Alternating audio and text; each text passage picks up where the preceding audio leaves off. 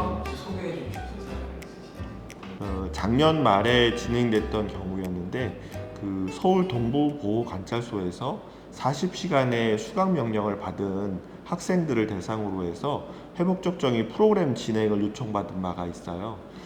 그 학생들은 이미 법원에서 본인들이 한 행위에 대해서 처벌 자체를 이제 교육 명령으로 받은 거죠.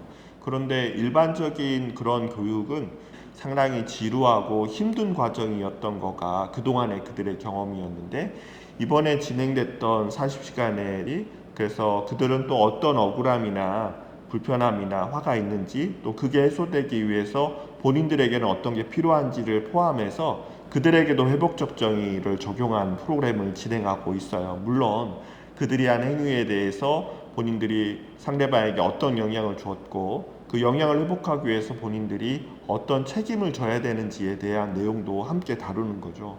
그래서 상당히 긴 시간으로 40시간임에도 불구하고 그들 10명 모두가 성실하게 프로그램에 참여를 했고, 마지막에 소감 중에는 어떤 학생의 고백인데, 본인은 그 교육 명령 받은 경우가 좀 이례적으로 마약과 관련된 이슈로 이 교육을 받게 되었다고 하면서, 이와 같은 교육은 어느 인류 고등학교에서도 받기 어려운 너무 좋은 교육이었다라는 평가를 해줬어요.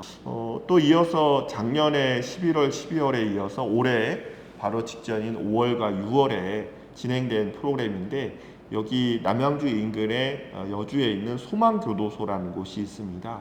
이 소망교도소에는 500명의 수용자가 있는데, 그 중에 일부 신청자에 한해서 인문반, 음악반, 미술반이라는 세 개의 공과반을 운영하고 있습니다. 그 공과반에 저희들 회복적 정의 프로그램을 이번 올해 같은 경우에 총 6회기에 걸쳐서 진행을 했는데, 매주 수요일 날마다 갔어요. 오전과 오후 총 3시간 반의 일정을 가지고 진행을 했는데, 이때 진행된 이 프로그램도 역시나 회복적 정의를 그들에게 알리고, 그리고 본인들이 어떤 잘못을 해서 여기 와 있지만 이곳도 그들에게 있어서는 또 다른 사회고 또 다른 사람과의 어떤 관계를 이어갈 수 있는 곳이고, 또 이곳을 퇴소한 이후에는 자기의 가족이거나 또 다른 직장에서의 누군가와의 어떤 관계와 공동체를 경험하게 되는 그들이다 보니까 그들에게도 역시나 회복적 정의가 필요하다라는 측면에서 이 프로그램을 진행을 했습니다. 그래서